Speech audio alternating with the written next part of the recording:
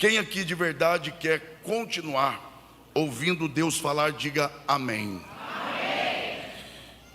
Abra sua Bíblia, por favor, no primeiro livro dela, o livro do Gênesis.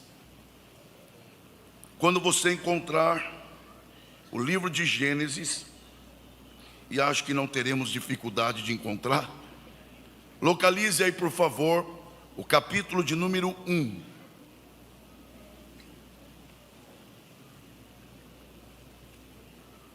Quando você encontrar o capítulo 1 do primeiro livro da Bíblia, localize aí o versículo de número 1. Pois nós leremos a partir do versículo 1 até o versículo de número 3. Em seguida nós leremos os versículos 26 e 27. E então encerraremos a leitura com o versículo de número 31. Os irmãos e as irmãs que encontraram Gênesis capítulo 1 e versículo 1, por favor se manifestem dizendo glória a Deus. Glória a Deus. A palavra do Senhor diz assim a nós: no princípio criou Deus os céus e a terra era sem forma e vazia, e havia trevas sobre a face do abismo, e o Espírito de Deus se movia sobre a face das águas. E disse Deus: haja luz, e houve luz. Versículos 26 e 27. E disse Deus: façamos o homem à nossa imagem, conforme a nossa semelhança, e domine sobre os peixes do mar, e sobre as aves dos céus, e sobre o gado, e sobre toda a terra, e sobre todo réptil que se move sobre a terra. E criou Deus o homem à sua imagem, à imagem de Deus o criou, macho e fêmea os criou. 31. E viu Deus tudo quanto tinha feito, e eis que era muito bom. E foi a tarde e amanhã o dia sexto. E só os que podem digam amém. Amém. Muito obrigado, e que Deus, por graça, mais uma vez, abençoe a exposição de sua palavra. Eu começo a nossa meditação na palavra do Senhor nesta noite, reconhecendo que nós estamos diante de um texto que nos é extremamente conhecido. Eu diria, inclusive, que é praticamente impossível haver alguém aqui que, por menor que seja o seu contato com a Bíblia Sagrada, em alguma medida já não tenha tido algum contato com esta passagem, ou parte da passagem que nós temos lido. De maneira que eu então começo reconhecendo que este é um texto com o qual nós estamos acostumados, familiarizados. É um texto comum a todos nós. Porém, se nós queremos de verdade, pelo menos tentar entender em primeiro lugar por que o Espírito de Deus inspirou e levou Moisés a registrar não só o que Deus criou, mas a maneira pela qual Deus criou todas as coisas. Em segundo lugar, se queremos também identificar não só o motivo, mas o propósito de esta passagem bíblica estar aqui desta forma, se queremos as respostas a estas perguntas, é preciso trilharmos pelo caminho correto da interpretação desse texto. E o primeiro passo nesta direção não é olhar apenas para o que lemos. É preciso, ainda que de forma rápida, mas é preciso olharmos para o propósito, a natureza do livro do Gênesis. Como os irmãos sabem, é só a título de lembrança mesmo, Gênesis significa origem, ou como é a primeira expressão do livro, ele também aponta para aquilo que é o princípio. Portanto, Gênesis, ele tem o objetivo de nos colocar em contato e nos informar sobre a origem, o começo de todas as coisas. É verdade que há em nós uma tendência de acharmos que o livro do Gênesis é o livro da origem apenas por causa da criação, mas não é. É também, mas não é só isto. Na verdade, o livro do Gênesis não nos conta apenas sobre a origem daquilo que foi criado, mas Gênesis nos conta também a origem de outros pontos e fatos a respeito da existência humana. Por exemplo, é em Gênesis que nós encontramos o registro da primeira pregação do Evangelho. E quem primeiro pregou o Evangelho não foi Noé, não foi Abraão. O primeiro pregador do Evangelho foi o próprio Deus. No contexto da queda, no contexto da desobediência de Adão e Eva, Deus se apresenta naquele contexto com uma mensagem de esperança, dizendo que da semente da mulher nasceria aquele que resolveria o problema do pecado de uma vez por todas.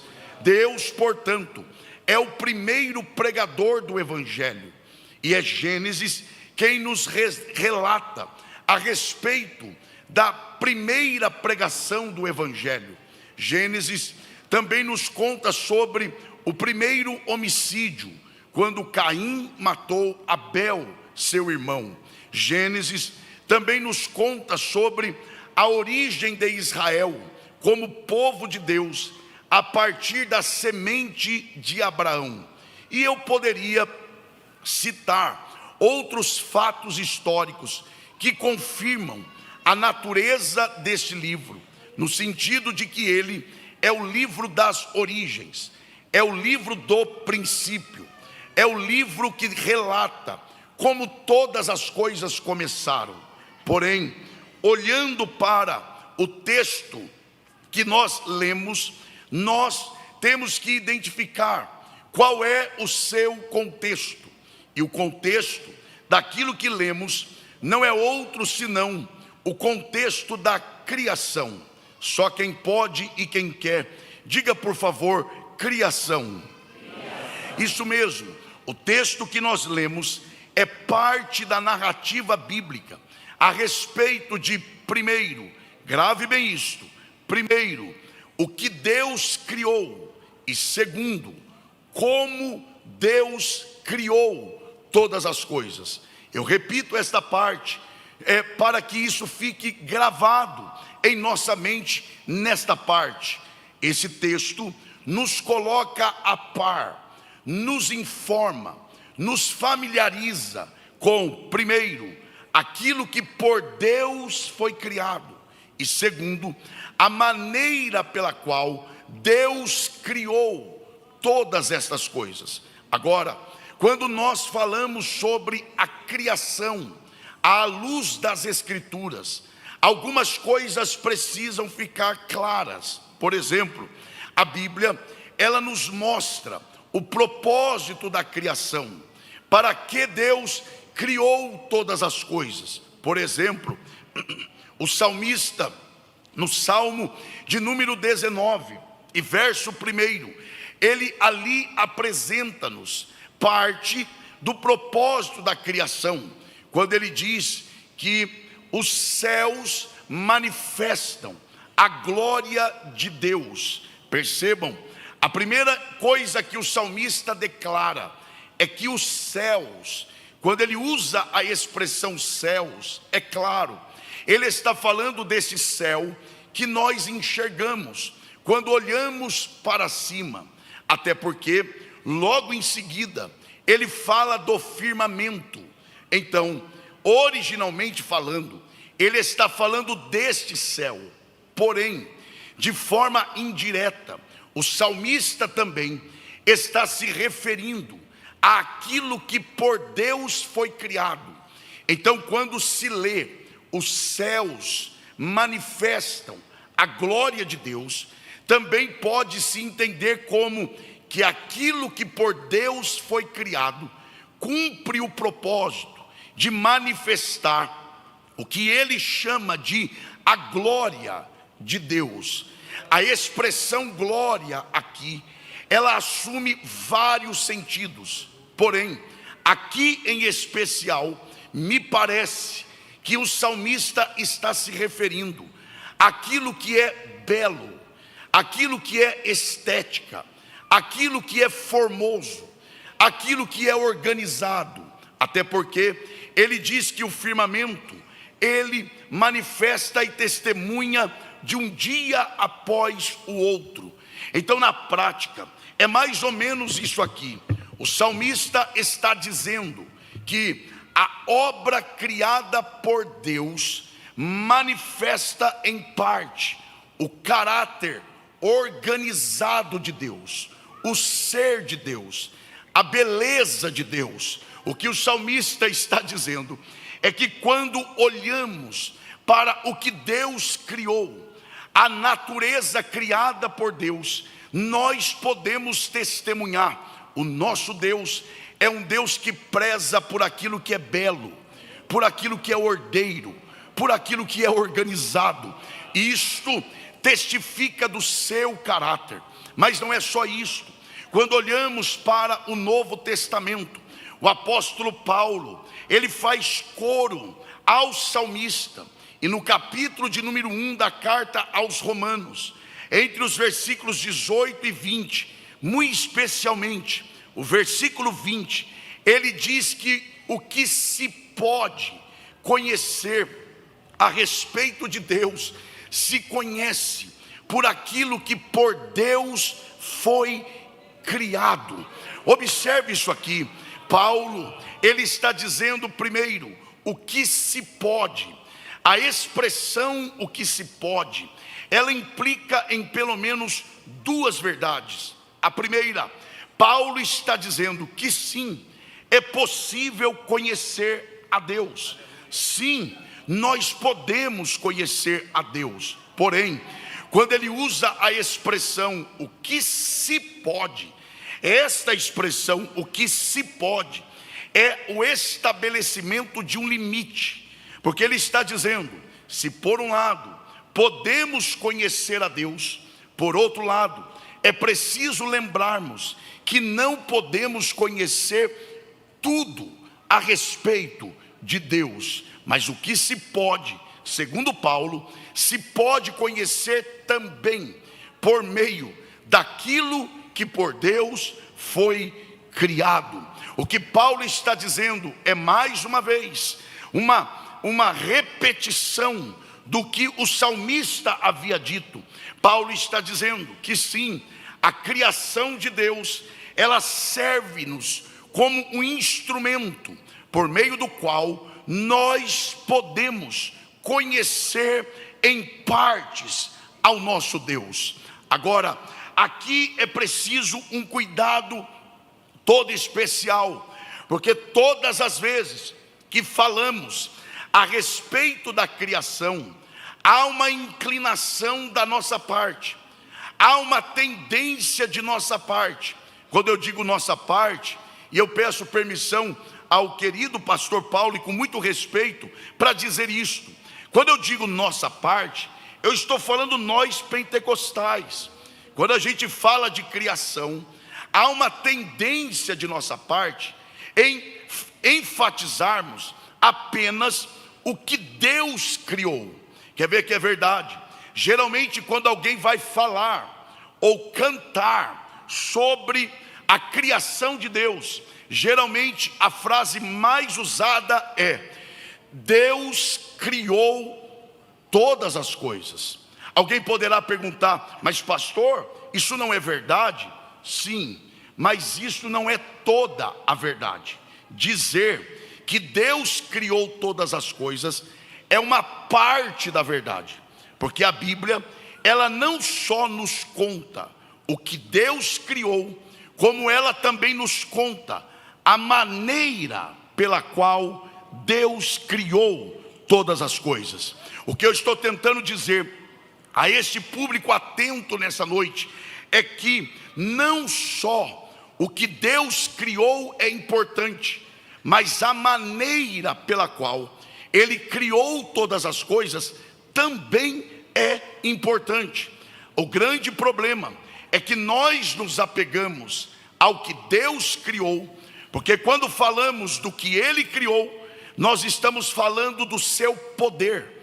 O problema é que se nós deixamos de lado a maneira pela qual Ele criou, nós deixamos de conhecer sobre o seu caráter, porque o que Deus criou fala da sua capacidade, mas a maneira pela qual Ele criou fala do seu caráter. Isto é, aquilo que eu falo, Ele criou isso, eu estou dizendo, Ele é poderoso. Mas quando eu falo, Ele criou assim, eu estou dizendo, Ele é um Deus de caráter. Ou seja, não só o que Deus criou, mas a maneira, a forma, o processo pelo qual Ele criou também é importante. Querem ver, irmãos, como isso para Deus é caríssimo? A gente pega, por exemplo, a primeira carta de Paulo aos Coríntios, capítulos 12, 13 e 14. Paulo está tratando do quê? No 12, ele está falando sobre a administração correta dos dons espirituais. No 14, ele fala sobre a administração correta do culto. Olhe para cá, para o seu bem, olhe para cá. Os dons espirituais é a ação de Deus na igreja. O culto é a ação da igreja para Deus. Então vejam, Paulo está mostrando que não é só a ação de Deus, não é só o que nós entregamos para Deus. Paulo também diz como isso tem que ser feito, porque não basta fazer, é preciso fazer com a motivação certa, do jeito certo e com o propósito certo. Tanto é que Paulo coloca o assunto do 13 entre o capítulo 12 e o 14. No 12, dons. No 14, culto. No 13, o amor. Por quê? O amor é o que autentica o uso dos dons e o culto a Deus. E como é que Paulo encerra esta sessão maravilhosa de explicações? No capítulo 14, versículo 40, ele diz que aquilo que se faz para Deus tem que ser feito sempre com decência e ordem. Por quê? Porque para Deus não é só fazer, não é só entregar. Para Deus tem que fazer, mas fazer do jeito certo, com a motivação certa, do jeito correto e para o propósito correto. Quer ver que isso é verdade? O escritor aos Hebreus, ele escreve inspirado pelo Espírito Santo, e ele diz que a palavra de Deus, ela é apta, isto é, ela é capaz de discernir. Discernir o quê? O que eu faço? Não, eu não preciso de discernimento para saber que você está aqui. Você não precisa de discernimento para saber que eu estou tentando pregar. Não, ele diz que a palavra de Deus é apta para discernir pensamentos e intenções do coração. Porque não basta dizer glória a Deus, não basta cantar, não basta pregar, não basta estar na igreja. É preciso estar aqui com a intenção correta, com o propósito correto. Quantos aqui desejam que Deus purifique as nossas motivações nessa noite. Aproveite a oportunidade, levante a sua mão e dê o melhor glória a Deus que você já deu aqui nesta noite. Não, o que eu estou tentando dizer é que é parte do caráter de Deus, não só fazer. Eu vou repetir isso aqui, é do caráter de Deus, não só o fazer, mas a maneira pela qual se faz. Moisés não diz que Deus criou todas as coisas apenas, não, ele diz o que ele criou e a maneira. Então a pergunta agora qual é? Para que Deus criou todas as coisas? Para quê? Aqui, para tentarmos responder a essa pergunta, é preciso lembrarmos de outra verdade absoluta. Aliás, quem veio aqui para adorar a Deus? Então aproveite essa oportunidade. Levante uma de suas mãos aos céus e diga em forma de adoração, diga: o meu Deus. Um pouquinho mais forte, diga: é soberano. Agora, é bonito isso, mas o que isso quer dizer? E qual a relação disso com o propósito da criação? Quem me ouve, diga amém. Ele é soberano, está certo. E qual a relação disso com a criação e o seu propósito? O que é ser soberano? Primeiro, quando eu digo que Deus é soberano, eu estou dizendo que Ele é um ser todo-poderoso. Isto é, Ele é capaz de fazer tudo o que Ele quiser fazer, inclusive não fazer o que você quer que Ele faça. Ele é tão soberano que Ele olha e diz: não quero fazer e não vou fazer, e quero ver qual é a sua reação. Mas dizer que Ele é soberano é afirmar que Ele é capaz de fazer aquilo que Ele quer. Mas não é só isso. Dizer que Ele é soberano é também dizer que Ele é um ser autônomo, livre. Ele não só faz o que quer, como Ele faz quando quer, onde quer, na hora que quer e do jeito que quer. Não, na prática é isso aqui.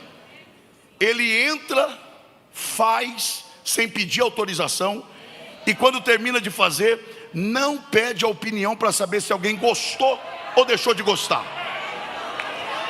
Deus não é comerciante do tipo: posso? Pode. Aí depois que faz, Ele passa uma pesquisa de satisfação de 1 a 10. Quanto você aprova o que eu fiz? Qual é a possibilidade de 1 a 10 para você indicar o meu serviço para um amigo? Não. Ele é autônomo. Ele entra, faz, sai e ninguém o impede. Oh, glória a Deus. Quer ver que é verdade? Jeremias está preso. Jeremias está na cadeia. Quem está preso não vai onde quer, não fala com quem quer, não recebe a visita de quem quer e na hora que quiser. Não, está preso, confinado, limitado. Pois Deus entra na cadeia,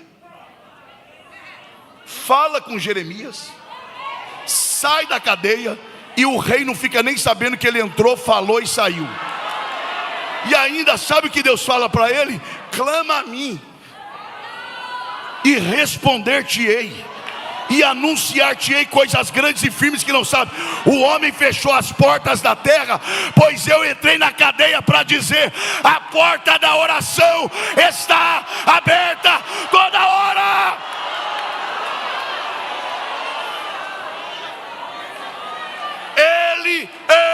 soberano, todo-poderoso, autônomo. Mas não é só isso. Quando eu digo que Ele é soberano, e aqui está a relação com o propósito da criação. Quando eu digo que Ele é soberano, eu também estou dizendo que Ele é um ser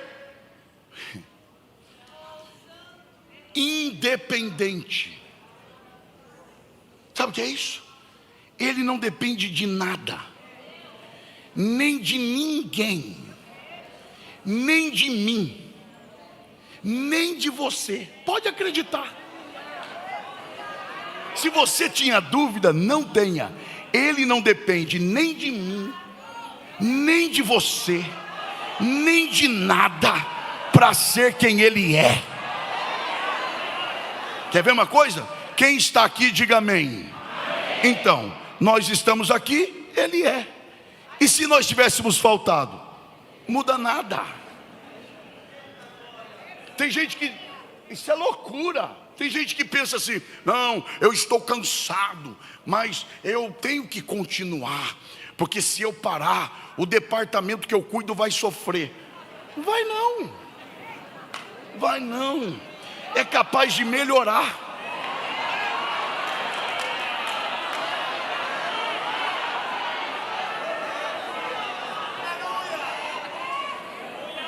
Deus não depende de nada, nem de ninguém para ser quem Ele é. Aliás, não é o que eu digo sobre Ele que torna quem Ele é.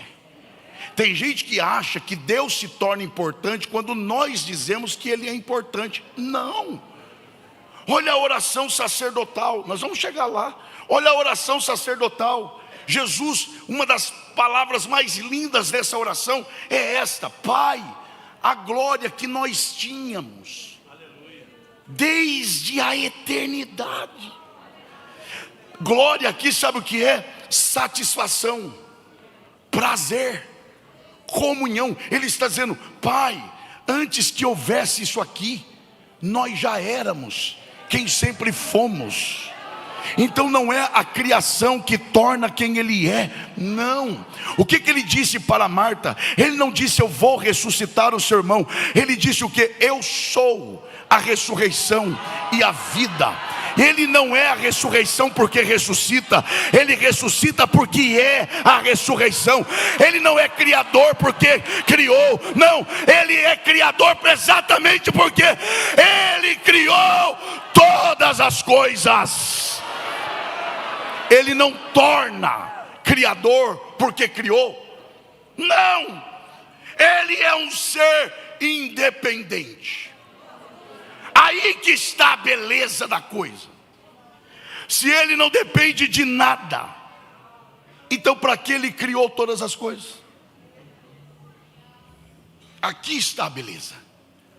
Deus criou todas as coisas com o objetivo de manifestar, derramar, revelar e compartilhar o seu amor.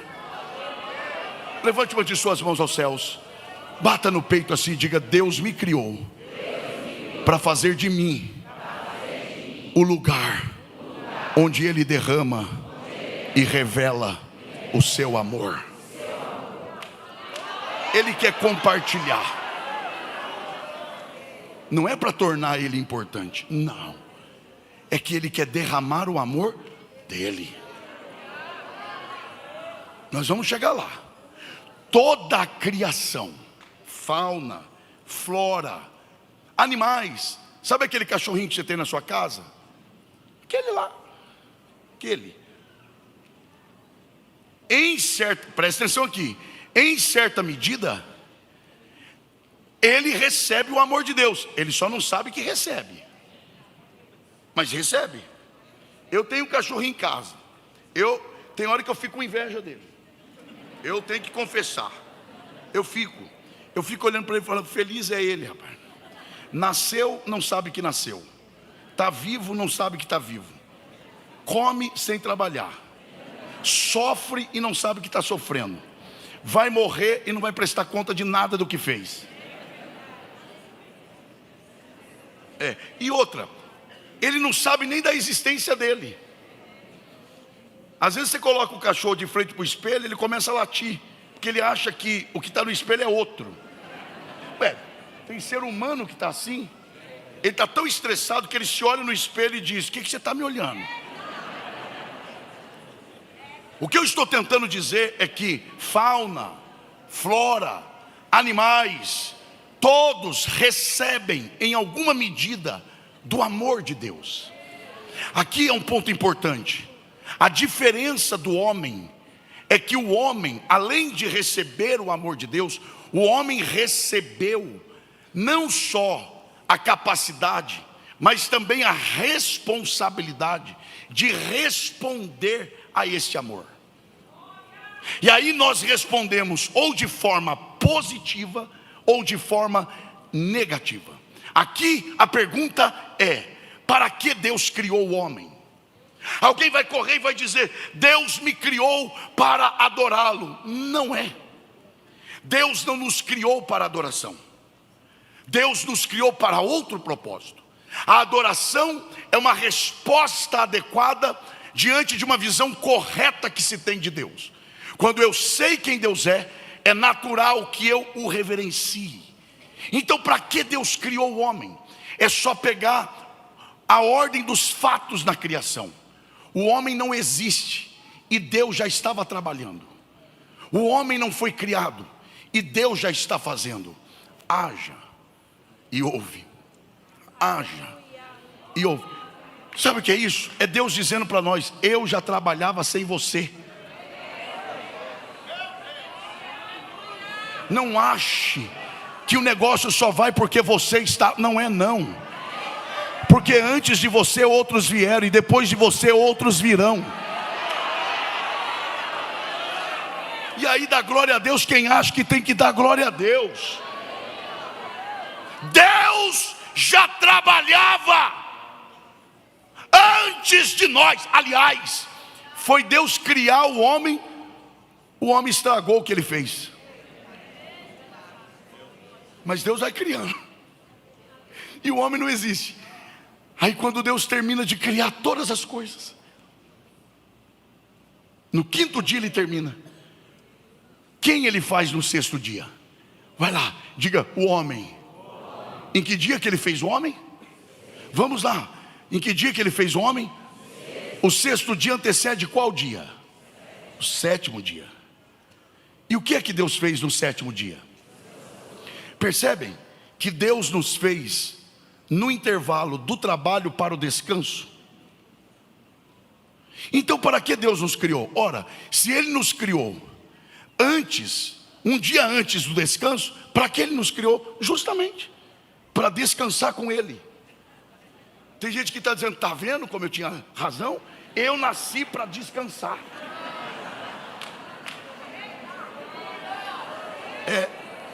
O problema é que descanso é esse. Porque vejam, quando Deus faz o homem, tudo já estava feito. Então o homem não fez nada, então não está cansado. E a Bíblia diz que Deus não se cansa e não se fatiga. Então nem o homem está cansado e nem Deus. Então que descanso é esse do sétimo dia? O descanso do sétimo dia não é o descanso de alguém que para porque está cansado. Não, o descanso do sétimo dia é sentar-se para deleitar-se e admirar algo que foi feito com perfeição.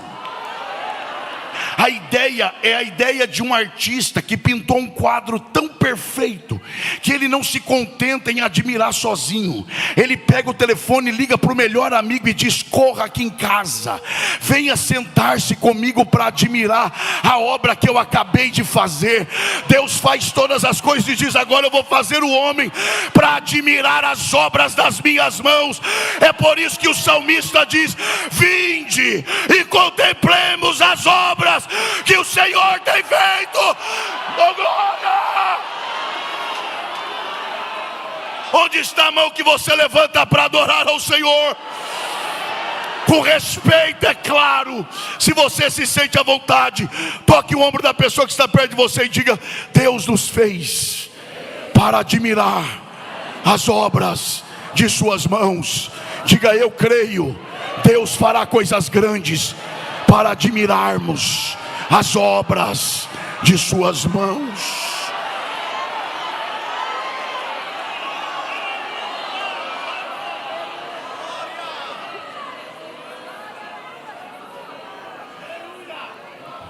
Deus deixou o homem para o final, e isso não é acidente, não é. Deus, repito, deixou o homem para o final. Isto não é casualidade, é propósito. Porque Deus deixou o homem para o fim? Porque no homem, não perca isso aqui por nada, no homem, Deus, no contexto da criação, atinge o ponto alto do seu propósito no que Ele criou. Não é à toa que o homem é chamado de a coroa da criação. Por que coroa?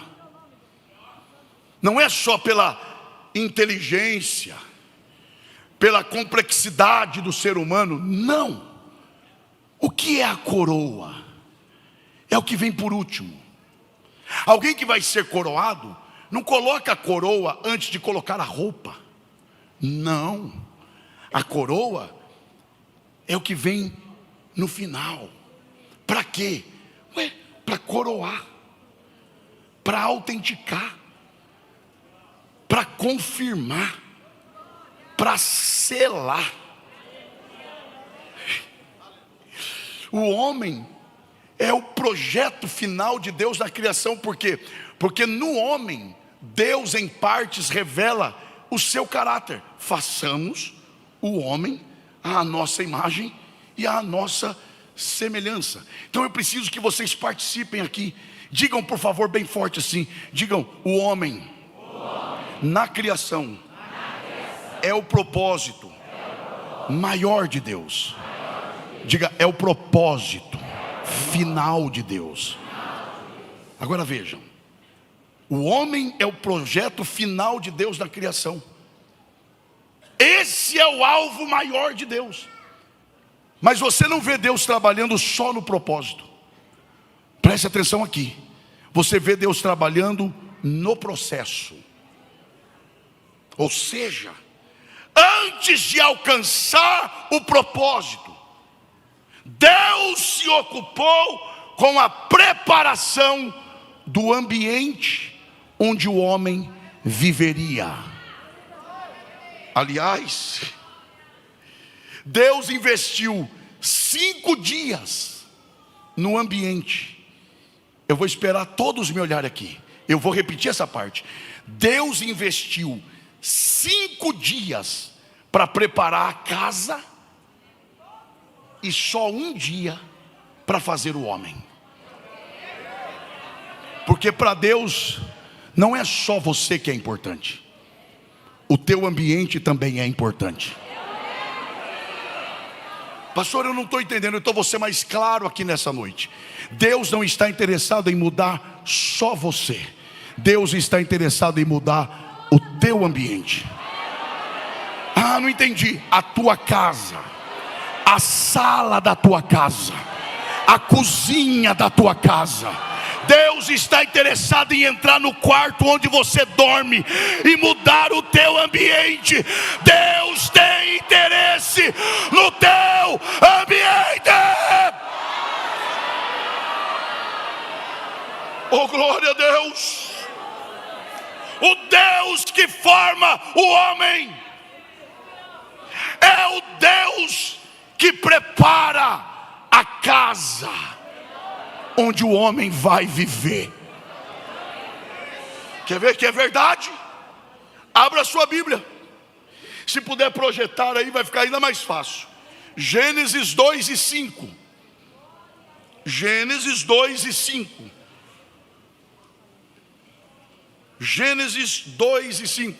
Olha lá. Vamos ler juntos? Vamos lá? Está projetado lá. Vamos lá, pausadamente. Toda planta do campo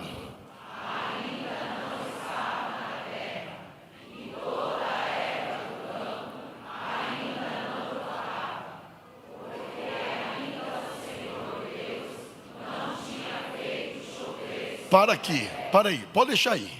Para um pouquinho. Volte ali, por favor. Primeiro, toda a planta do campo ainda não estava na terra. Toda a erva do campo ainda não brotava. Eu pergunto, quem fez a planta? Quem fez a erva? A pergunta é, por que não tinha planta e nem erva? O texto responde, porque ainda o Senhor Deus não tinha feito chover sobre a terra. Quem fez a planta? E a erva? E quem manda a chuva? Ué, se é Ele quem faz a planta, é Ele quem faz a erva, e é Ele quem manda a chuva, então por que Ele já não fez tudo? A resposta está agora. E não havia homem para lavrar a terra. O que Deus está ensinando aqui é: o homem depende do ambiente e o ambiente depende do homem. Deus criou você para o ambiente, mas também Ele está interessado em melhorar o ambiente para você. Eu venho aqui com uma palavra de Deus a você. Deus não vai transformar só você, Deus vai transformar a tua casa, o teu ambiente, o teu bairro. Quem recebe a palavra, levante a mão e dê um brado de glória.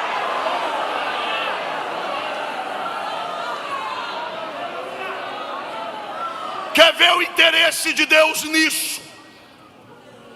Coloque aí, por favor, meu irmão ou minha irmã, não sei, que está me auxiliando. Coloque aí Gênesis 1 e 2. Olha a preocupação de Deus. E a terra era sem forma e vazia, e havia trevas sobre a face do abismo. Não passa ainda não, volta lá. E a terra era sem forma e vazia, e havia, preste atenção aqui, e havia trevas sobre a face do abismo. Eu não estou aqui para dizer se foi criada assim ou se tornou assim. Isso é coisa para o professor Bispo, aí ele resolve. Mas eu vim aqui só para ler isso aqui, ó. A terra era sem forma e vazia, e tinha trevas sobre a face do abismo. Deus criou o homem e colocou ele aí? Eu estou perguntando isso. Deus criou o homem para colocá-lo numa terra sem forma e vazia? Deus colocou o homem numa terra escura? Não. Então, enquanto a terra era assim, olha a outra parte. E o Espírito de Deus se movia sobre a face das águas. O homem não tinha nem sido criado e Deus já trabalhava em favor dele. Deus está dizendo: eu vou colocar ordem no caos, eu vou reorganizar o lugar para depois te colocar lá. Tem alguém entendendo a voz de Deus? Eu sei quando eu estou ensinando, eu sei quando eu estou pregando, mas eu sei quando eu estou profetizando. E aqui eu vou profetizar a palavra. Quem crê, antes de trabalhar em você aqui, Deus está indo em algumas casas agora. Ele vai pôr ordem no caos.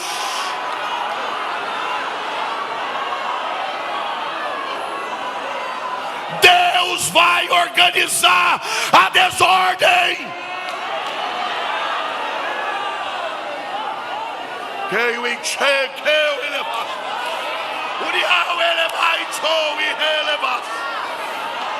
Eu sinto a graça de Deus nesse lugar. Onde está a mão que você levanta para adorar ao Senhor? Abrace essa pessoa que está perto de você, se você quiser.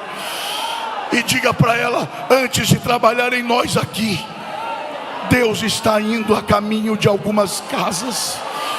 Ele vai pôr ordem no caos. Ele vai entrar lá no teu quarto. Ele vai entrar lá na cozinha da tua casa. Chega de desordem. Chega de desordem. Chega de desordem. Chega!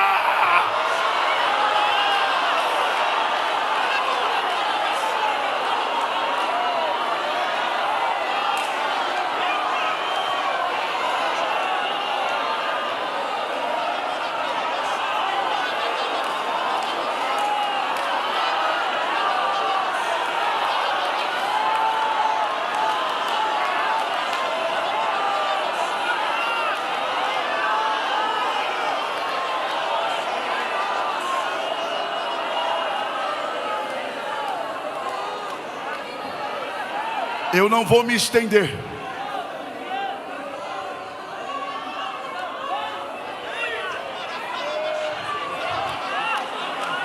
Eu conheço poucas coisas na vida, mas eu conheço um pouco da voz de Deus. E Ele quer que eu fale isso aqui. Ele quer.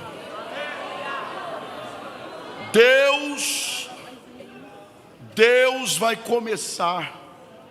Está aqui, eu estou narrando o texto. Deus vai começar a pôr ordem no caos. Aqui o texto, estou narrando o texto. Tá. Ele vai criar o homem lá na frente, mas antes, deixa eu organizar o caos. O homem não nasceu para o caos. Você não nasceu para desordem. Deus não te fez casar para desordem. O projeto original de Deus para a sua família não é aquela desordem lá.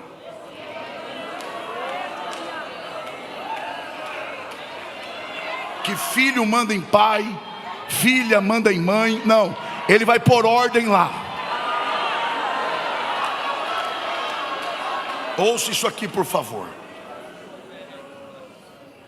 Ele vai começar a trabalhar na desordem. Quem está me ouvindo, diga amém. Tá. Ele vai começar a trabalhar na desordem. Tá. Tudo o que é primeiro em Deus tem que ser considerado com alto valor. Ele vai começar a trabalhar. Qual é a primeira obra de Deus? Põe lá, por favor. Gênesis 1 e 2. Sem forma e vazia, trevas, o Espírito paira, e Ele vai começar a trabalhar. Olha o 3. E disse Deus: haja luz.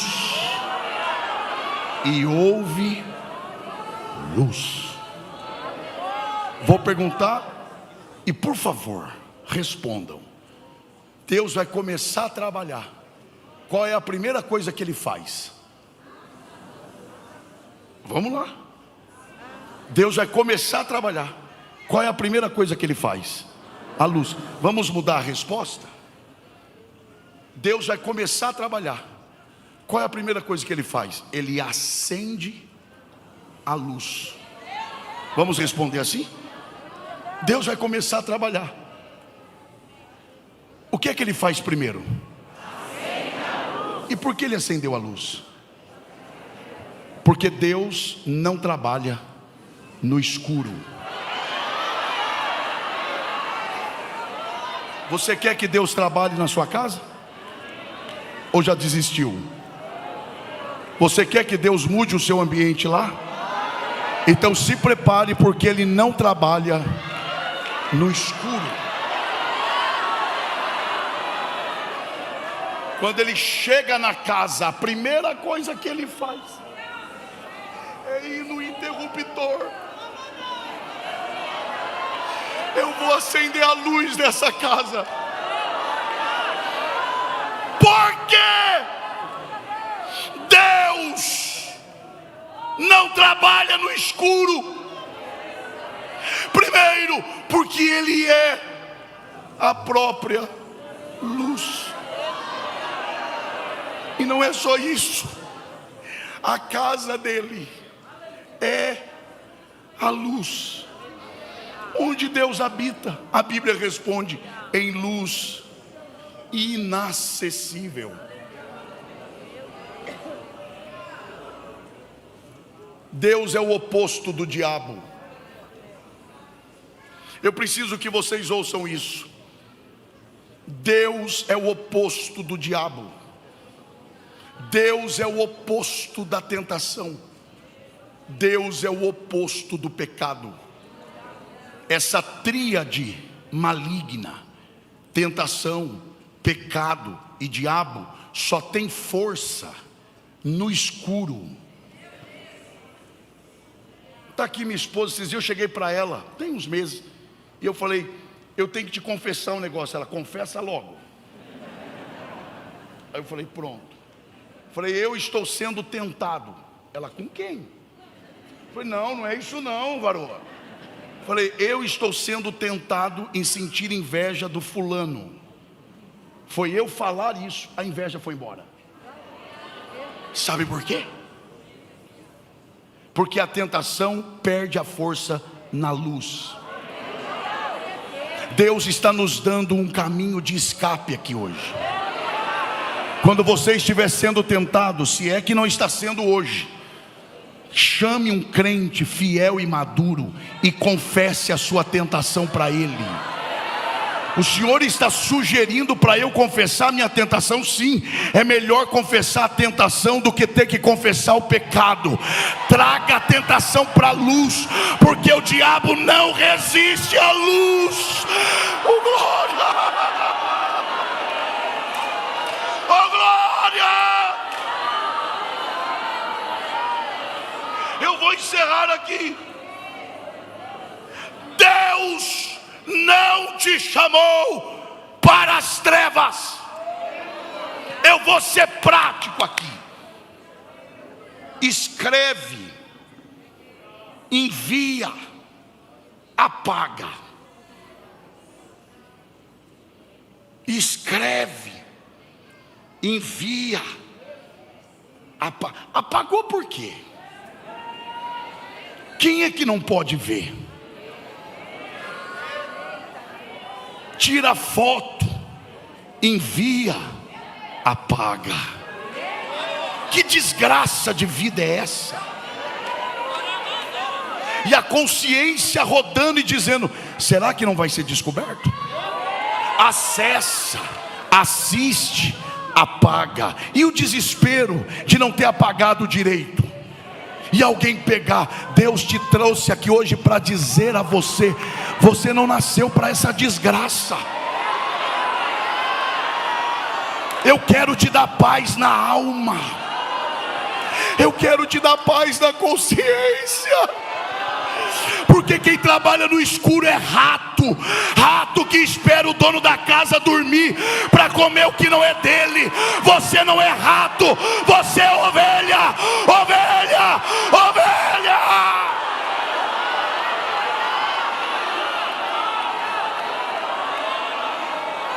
Eu sinto a graça de Deus aqui.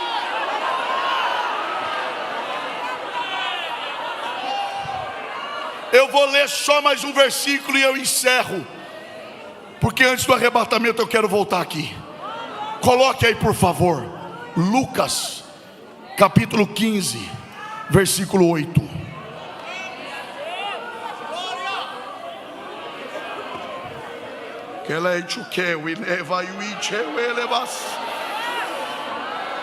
Olha lá, ou qual a mulher que, tendo 10 dracmas, eu peço que a igreja diga por favor, bem forte, diga assim, ó, se perder. Então ela não perdeu, é se perder. A mulher que perdeu a dracma, quem disse que ela perdeu? Jesus disse se perder, porque essa parábola não é de remediação, é de prevenção. Não é para perder, Mas se perder, está aqui a receita. Se perder em casa, não é só o que você tem em casa, é o que você não tem mais. Porque não é só o que tem, é o que já não tem. Se perder, faço o quê? Saio varrendo? Não, porque você corre o risco de quebrar o que não é para ser quebrado, de tirar o que é para deixar e de deixar o que é para tirar. Então eu saio procurando. Não, porque você corre o risco de se machucar, e você corre o risco de cansar e não achar. A primeira coisa que se faz é ter coragem e ir lá e acender a luz. Pastor, o senhor está dizendo isso porque o senhor não sabe a bagunça que está na minha casa. Acenda a luz. É porque o senhor não sabe a sujeira que tem lá dentro. Você acha o quê? Que Deus já não enxergou? Ele não precisa da sua luz para enxergar. Ele já viu como é que está. Quando ele pede para acender a luz, não é para ele. Na verdade, ele está pedindo para você acender a luz para você. Para você reconhecer o que você precisa dele. Mas a ordem dele agora é: chegue em casa hoje e acenda a luz daquela casa. Chega de mentira, chega de escuridão. É tempo de paz, é tempo de paz, é tempo de paz. Quem recebe a palavra, com a permissão do pastor da igreja, esteja em pé, adorando ao Senhor. Uriala cai, chorremai, elevas. Uriel, que elevai, chorremehas.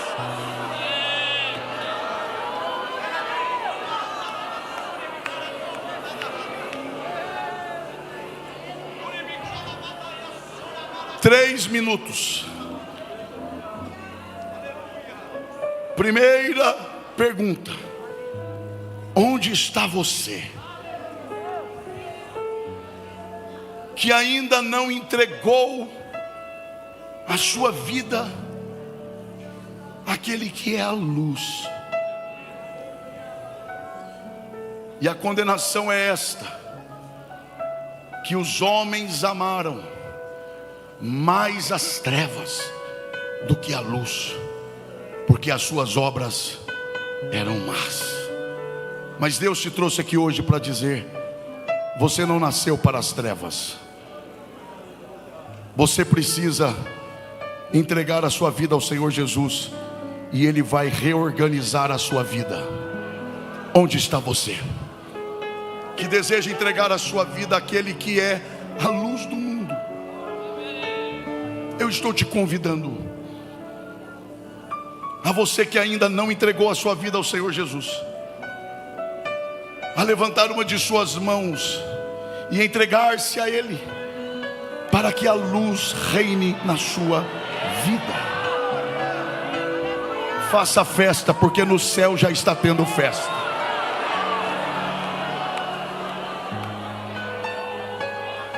Pastor Paulo, me dirijo ao senhor com muito respeito. Eu vou dizer o que Deus está mandando eu dizer. Você que se afastou dos caminhos do Senhor, você está aqui. Você sabe que precisa voltar agora. O pecado desorganizou a sua vida. O pecado te jogou no caos. Mas o Senhor está te dizendo: eu te dou mais uma chance. Dê o primeiro passo e eu vou reorganizar a sua vida. Onde está você que deseja voltar? Corra aqui à frente.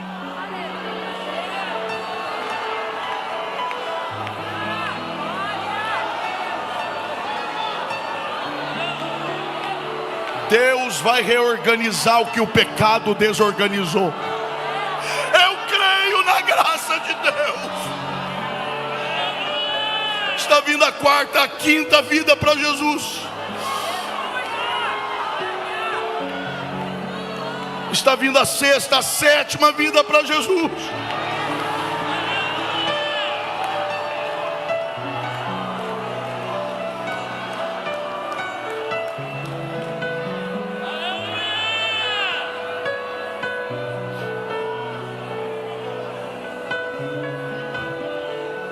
Eu estou na minha casa. Se fora da minha casa eu já não sou dessas coisas, que dirá na minha casa, diante de um dos diretores da nossa igreja? Mas eu conheço a voz do meu Deus. Você precisa voltar hoje. Eu não posso ficar aqui até tarde, mas eu acho que eu posso insistir com você mais um minuto. E você sabe que é você que Jesus está chamando. Deus não te chamou para essa desordem. Deus não te chamou para essa consciência que não dorme. Deus não te chamou para esta vida de esconderijo em esconderijo. Deus quer dar um basta nesta situação. Saia do teu lugar e volte agora.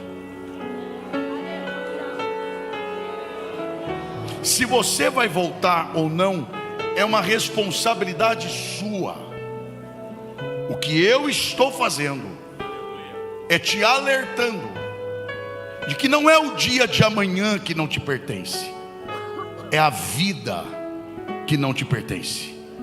O salmista diz que no favor está a vida. A gente já nasce de favor. E o que estamos fazendo com a vida que recebemos?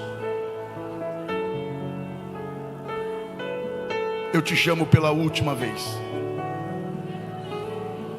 Você que se afastou dos caminhos do Senhor, use estes pés que um dia você usou para te levar para longe de Deus.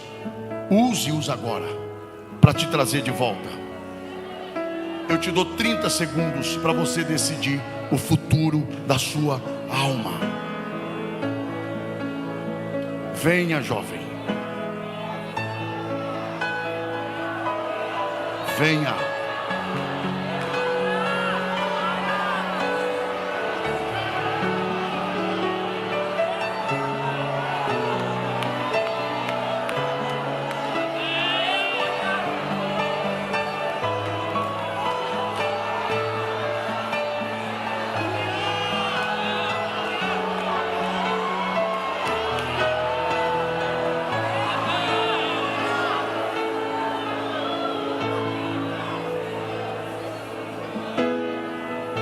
Posso orar, pastor Paulo? Eu vou orar.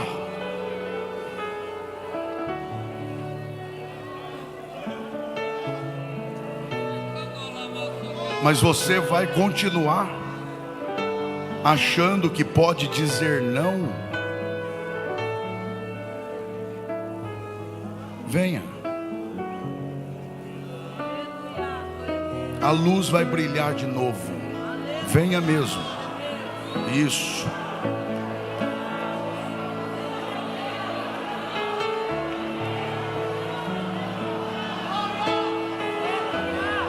Vem aqui, por favor.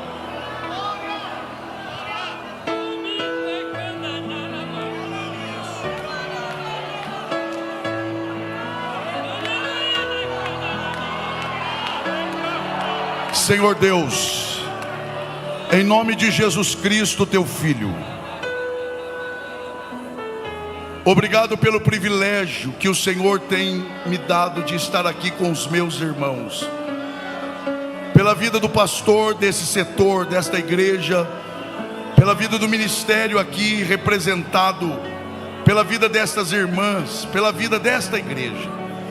Mas em especial eu te agradeço por estas vidas que vêm à frente, como resposta positiva à ação do teu Espírito pela tua palavra.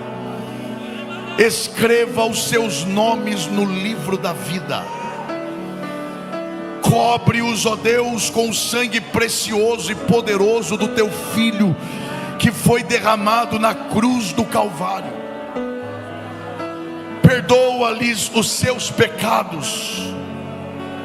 Faz destas vidas novas criaturas, e que o teu Espírito venha habitar permanentemente nessas vidas, dando-lhes graça, operando a obra da transformação, da santificação, e dando-lhes perseverança para permanecerem até o final.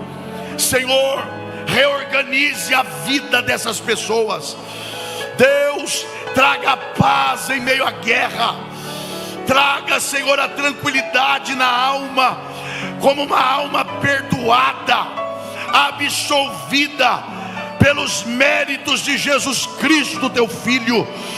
Ó Deus, nós oramos agradecidos em nome de Jesus, e os que se alegram digam amém. Que Deus em Cristo nos abençoe.